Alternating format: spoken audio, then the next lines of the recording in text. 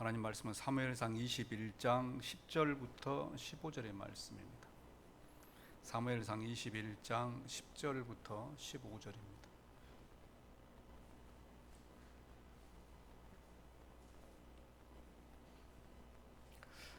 그날에 다윗이 사울을 두려워하니 일어나 도망하여 가드 왕 아기스에게로 가니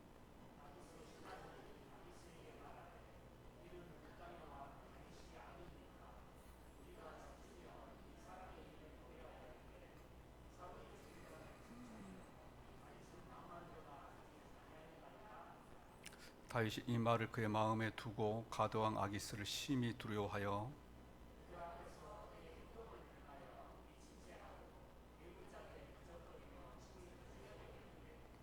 아기스가 그의 신하에게 이르되 너희도 보거니와 이 사람이 미치광이로다 어찌하여 그를 내게로 데려왔느냐.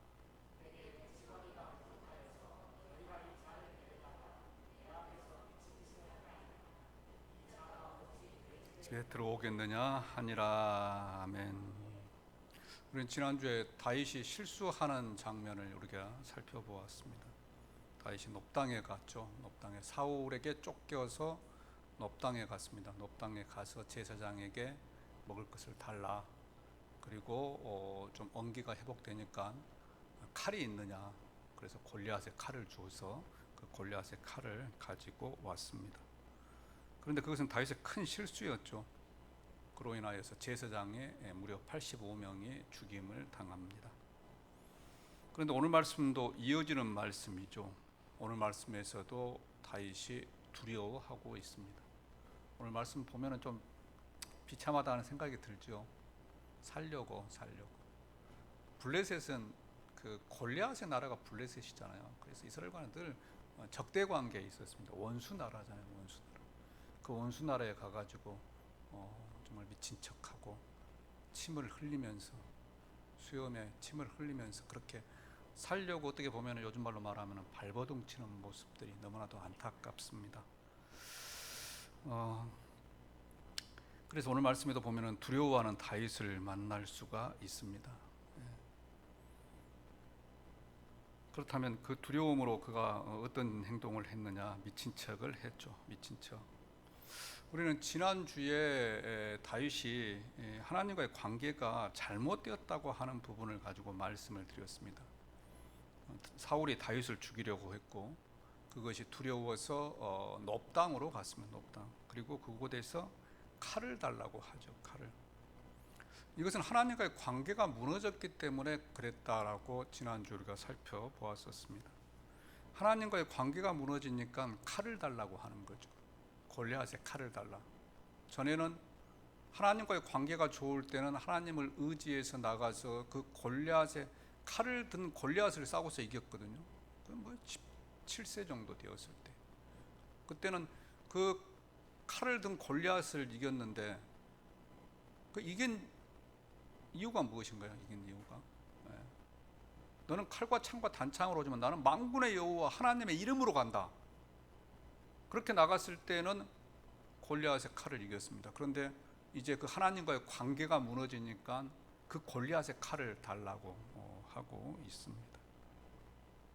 지난주에 못 오신 분들이 몇 분 계셔서 좀 그렇습니다만은 아무튼 잘 이해를 하시기를 바랍니다. 그래서 우리는 알아둬야 합니다. 하나님과의 관계가 중요하다 하는 것입니다. 우리 그리스도인은 하나님과의 관계가 중요합니다. 하나님과의 관계가 무너지면은요, 주위에 있는 것들은 전부 다 칼과 창으로 변합니다. 두려움으로 변하는 거죠. 두려움으로. 아무리 작은 일이라고 할지라도 하나님과의 관계가 무너지면은요, 그것들이 눈덩이처럼 커져서 우리에게 위협을 가하게 됩니다. 그런데 어떻습니까? 그런 어려움이 있더라도 기도하면 나도 모르게 막 내 안에서 자신감이 나도 감당할 수 없는 요즘 세대말로 근자감이라고 하잖아요. 근자감. 근거가 있는 자신감. 깜짝 놀랐죠? 근거가 있는 자신감. 우리 그리스도인들은 근거가 있는 자신감. 세상 사람들은 근거가 없는 자신감인데 우리 그리스도인은 근거가 있는 자신감입니다. 성도 여러분, 하나님과 관계를 먼저 생각하시기를 바랍니다. 내가 두렵다, 떨린다, 걱정된다, 염려된다, 의심된다. 그럴 때는요, 하나님과의 관계를 먼저 회복하시기를 바랍니다. 하나님과의 관계를 회복하게 되면 그 문제들이 해결되게 된다 하는 것입니다. 그리고 나서 이제 아기스 왕은 다윗을 미치광이라고 생각을 합니다. 미치광이 수염을 지금도 침을 흘리고 막 대문에 그적그적거리고 그렇게 살아가니까 미치광이라고 생각하는 거죠. 그래서 호통하고 내쫓습니다. 14절과 15절 말씀에 보게 되면 아기스가 그의 신하에게 이르되 너희도 보거니와 이 사람이 미치광이로다. 어찌하여 그를 내게로 데려왔느냐. 내게 미치광이가 부족하여서 너희가 이 자를 데려다가 내 앞에서 미친 척을 하게 하느냐, 미친 짓을 하게 하느냐. 이 자가 어찌 내 집에 들어오겠느냐. 다윗이 블레셋으로 갔던 것은 가드 왕 아기스에게 자기 좀 목숨을 보존하기 위하여서 나 좀 숨겨다오. 내가 지금 사울에게 쫓기고 있다. 그래서 나를 좀 숨겨다오. 목숨을 보존하기 위하여서 갔습니다. 그러니까 아기스가 이야기하는 거죠. 어떻게 저런 미친 사람을 내가 생명을 보존시키느냐. 그냥 내쫓아라. 그렇게 된 거죠. 그래서 다윗이 목숨을 건질 수가 있었습니다. 이럴 때 다윗의 마음은 어땠을까요? 다윗의 마음. 원수의 나라 아기스에게 가가지고 미친 척을 하면서 나 좀 살려주세요 라고 말할 때의 다윗의 마음. 오늘 말씀해 보면은 다윗의 마음에 대한 이야기는 없습니다. 그런데 이러한 일이 일어날 때에 그가 썼던 시가 있습니다. 그가 썼던 시가 시편 34편과 시편 56편이 오늘 이 사건을 배경으로 쓴 시입니다. 그래서 이런 이제 시를 보면은 다윗이 그때 마음이 이랬었구나, 또 이렇게 해보게 되었겠구나라고 하는 것을 알 수가 있죠. 34편을 한번 찾아보실래요? 표저어에 보면은 표저. 34편 1절 위에 있는 그 자그마한 글씨, 파란 글씨로 된 것을 표저어라고 합니다. 표저. 부제라고도 하는데요. 표저에 보면은 이렇게 34편은 이렇게 기록합니다. 다윗이 아비멜렉 앞에서 미친 채 하다가 쫓겨나서 지은 시다. 그래서 이 시편 34편을 오늘 말씀을 배경으로 하고 있다 하는 것을 우리가 알 수 있습니다. 그래서 시편 34편을 좀 읽어보면은 2절부터 좀 몇 절을 보면은요, 2절에 이렇게 이야기를 합니다. 내 영혼이 여호와를 자랑하리니 공고한 자들이 이를 듣고 기뻐하리로다. 4절에 내가 여호와께 간구하며 내게 응답하시고 내 모든 두려움에서 나를 건지셨도다. 6절에 이 공고한 자가 부르짖음에 여호와께서 들으시고 그의 모든 환난에서 구원하셨도다. 자, 여기 보게 되면은 다윗이 무엇을 했다고 하느냐? 기도했다 하는 거예요. 기도했다. 다윗이 하나님께 부르짖고 기도했다 하는 것입니다. 제가 지난주에 이 21장을 시작할 때에 21장에는 다윗의 두 가지 실수가 있다고 그렇게 말씀을 드렸죠. 하나는 그가 높당에 가서 골리앗의 칼을 달라고 했던 것, 이것도 그의 실수였고, 하나님과의 관계가 무너지니까 했던 실수였고, 두 번째 실수는 오늘 말씀에서 이 가드에 가서 미친 채 했던 이러한 사건이었습니다. 그래서요, 21장에 보면은 다윗이 하나님을 찾았다는 말씀이 안 나옵니다. 다윗이 하나님께 기도했다는 말씀이 없어요. 정말 이상하게도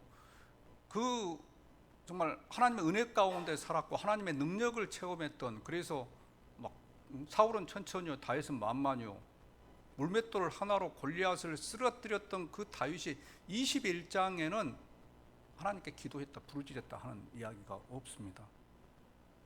그런데 이 34편 6절에서 이 공고한 자가 부르짖음에 하나님께 기도했다.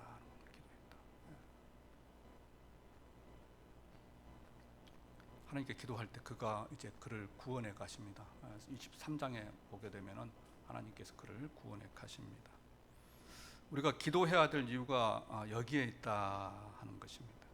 기도하면 하나님께서 우리 기도를 들어주십니다. 아무리 죄 가운데 있었다고 할지라도, 아무리 많은 실수를 했다고 할지라도 기도하면은 하나님께서 우리의 기도를 들어주십니다. 응답해 주십니다. 우리 자녀들을 생각해 보면 그러잖아요. 자녀들이 물론 뭐 부모의 속을 썩이고 말을 안 들을 때도 있습니다. 그런데 그 아이가 부모를 찾아와서 용서를 구하면 부모가 마다할 부모 없지요. 그걸 기다리고 있지 않았겠습니까? 하나님께서도 다윗을 그렇게 기다리고 있었다 하는 것입니다. 그래서 어쩌면 이렇게 공고한 삶 가운데 그를 그냥 놔두신 겁니다. 놔두셔. 쫓겨다녀도.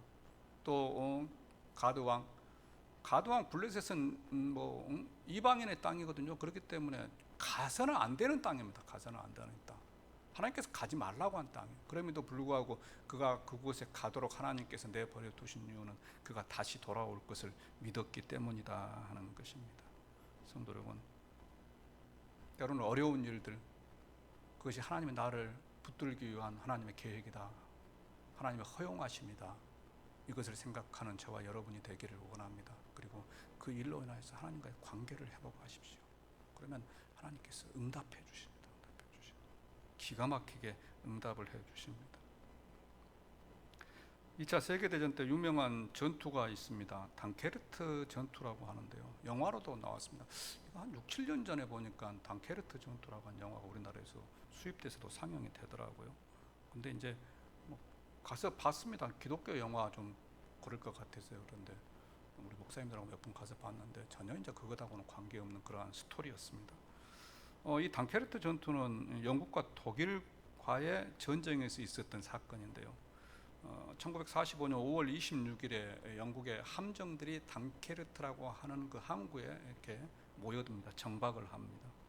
왜냐하면 당시에 유럽에 고립되어 있었던, 독일군에 의해서 고립되어 있었던 영국군이 한 3만 명 정도 되었다고 합니다. 그래서 그들을 구출하기 위하여서 단케르트에 이 군함들이 정박을 합니다. 그런데 그걸 이제 독일군이 알게 되죠. 독일군이 알게 되고 그 단케르트 항구를 폭파하려고 비행기들이 이제 출격을 합니다. 그것을 영국의 엘리자베스 여왕이 듣고 전 국민에게 우리가 이날 기도합시다. 그래서 전 국민이 이제 그 단케르트 전투를 위하여서 기도하였습니다. 그리고 그날 이제 독일 공군이 출동을 했는데 그 단케르트 지역에 큰 폭우가 쏟아졌다 하는 것입니다. 이렇게 독일군이 공격을 할 때는 어떤 기후 상황들 다 확인을 해보고 날씨가 좋아서 그곳을 공습을 했는데 갑자기 그냥 악천후가 시작되면서 그 공습에 실패를 합니다. 그리고 그것으로 인하여서 전세가 역전되어서 이제 연합군이 승리하게 된 사건입니다. 하나님께서 그들의 기도를 들어주셨다 하는 거죠. 그러한 일들은 2차 세계대전에 많이 일어났습니다. 많이 일어났고 우리의 삶 가운데서도 그러한 일들은 일어나고 있습니다. 어려운 일들을 가지고 끙끙 앓지 마시고 생각날 때마다 하나님께 기도하시기를 바랍니다. 하나님은 그것을 기뻐하십니다. 또 다윗이 어려움을 극복할 수 있었던 것은 그가 하나님을 의지했기 때문입니다. 하나님을 기도했고 하나님을 의지했기 때문이다. 자, 의지했다고 하는 것은 시편 56편에 기록되고 있습니다. 시편 56편을 보면은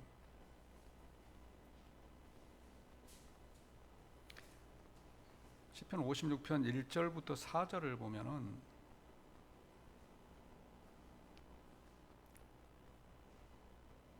하나님이여 내게 은혜를 베푸소서. 사람이 나를 삼키려고 종일 치며 압제하나이다. 내 원수가 종일 나를 삼키려 하며 나를 교만하게 치는 자들이 많사오니 내가 두려워하는 날에는 내가 주를 의지하리이다. 내가 주를 의지하리이다. 내가 하나님을 의지하고 그 말씀을 찬송하올지라. 내가 하나님을 의지하였은즉 두려워하지 아니하리니 혈육을 가진 사람이 내게 어찌하리까. 이 말씀을 읽어보면 이 배경이 좀 이해가 되죠. 그 공고한 날 가운데 고난 당한 가운데 그가 하나님을 의지했다라고 이야기를 하고 있습니다. 의지한다고 하는 것은 믿는 것입니다. 믿는 것. 믿는 것이 의지하는 것이고 의지하는 것이 믿는 것입니다. 제가 한 달 전인가 주일날 예배 때에 믿음과 기도에 대한 설교를 하면서 믿음을 어떻게 설명했느냐, 의지라고 설명을 했습니다. 믿음을 의지. 혹시 기억이 나십니까? 믿음이라고 하는 것은 의지하는 것입니다. 그래서 믿음은 확신과는 다르다 제가 설명을 드렸죠. 어떤 일들이 나에게 일어날 것이라고 하는 것은 확신입니다. 확신. 근데 우리는 이걸 착각하는 거죠. 이걸 착각해 가지고 이 확신을 믿음이라고 그렇게 해석을 합니다. 그런데 확신은 그 사건에 대한 내 생각입니다. 내 생각. 그래서 그 일들이 일어날 수도 있고 일어나지 않을 수도 있다라고 제가 말씀을 드렸죠. 예. 그럼에도 불구하고 하나님을 의지하는 것이 믿음이다 하는 겁니다. 믿음이다. 믿음에 대해서 생각해 보십시오. 저도 뭐 그런 일들이 일어나죠. 조금 뭐 걱정되는 일들도 있고 또 어떤 문제들이 해결되었으면 좋겠다라고 하는 생각들이 들 때가 있습니다. 그러나 그러한 일들이 일어나야 되고 그러한 일들이 일어나기를 원할 때 그 일에 대하여서 포커스를 맞추지 마십시오. 그 일들은 일어날 수도 있고 안 일어날 수도 있습니다. 그 일에 포커스를 맞추고 있으면 일들이 일어나지 않을 때 우리는 하나님을 원망합니다. 믿음이라고 하는 건 그게 아니라는 거예요. 믿음은 그 일들을 일으키실 하나님을 의지하는 겁니다. 의지, 하나님. 그래서 나에게 이런 일이 일어났으면 좋겠다. 이런 일이 일어났으면 좋겠다. 이런 기적이 일어났으면 좋겠다라고 하는 내 생각이 들 때에 그것을 가지고 기도하지만 거기에 우리의 시선이 머물러서는 안 된다는 것입니다. 그 일들을 하실 하나님께 우리의 시선이 머물러야 한다는 것입니다. 이것이 믿음이라는 거예요. 이것이 믿음. 그래서 자꾸만 이러한 일들이 일어날 때에 우리가 조바심 때문에 그 문제 해결 때문에 이것을 일으키실 그 사건에 대한 생각이 아니라 그것을 생각하고 계시는 그 배후에 계시는 하나님께 우리가 집중하자 하는 겁니다. 하나님께 집중하자. 무슨 말인지 이해되십니까? 좀 더 쉽게 설명을 드릴까요? 아버지가 퇴근에 집에 들어오시면서 손에 과자 봉지를 가지고 들어옵니다.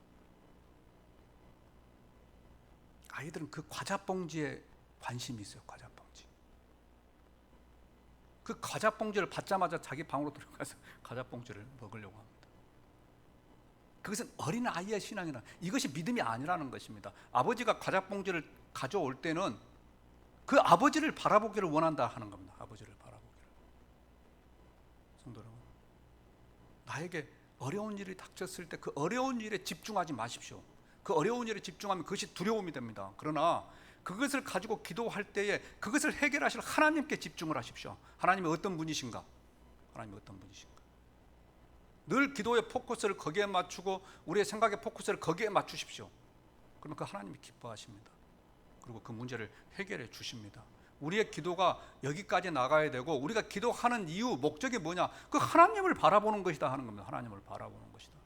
그 하나님을 바라볼 때 하나님께서 그 문제를 해결해 주지 않으셔도 그리하지 아니하실지라도 나는 하나님을 신뢰한다고 하는 그 고백이 나올 수가 있는 것입니다. 그리고 그 고백을 하나님께서는 듣고 싶어 하시는 것이죠. 그 고백을 할 때 하나님께서 응답해 주실 것이라 하는 것입니다.